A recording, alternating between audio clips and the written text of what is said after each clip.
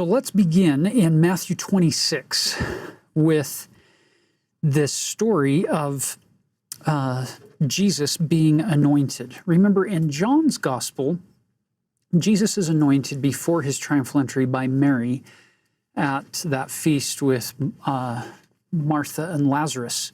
And Judas questions Mary's wisdom in dumping the ointment on Jesus. In Matthew's account, this happens well into this week of the atoning sacrifice.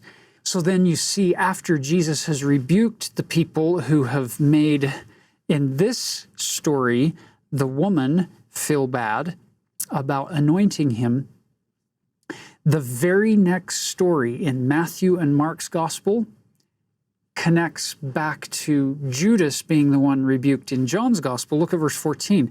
Then one of the 12, called Judas Iscariot, went unto the chief priests and said unto them, What will ye give me, and I will deliver him unto you? And they covenanted with him for 30 pieces of silver.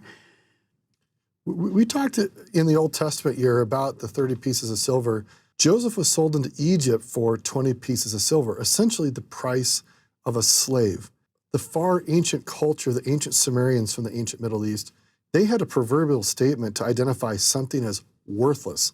They'd essentially say, it's of 30 shekels worth. And for them, that really was a weird way of saying something that has no value. And perhaps that's one way that we read this, that the people who sold Jesus out saw him as of no value. The cost of a common slave, right? Servant of the day.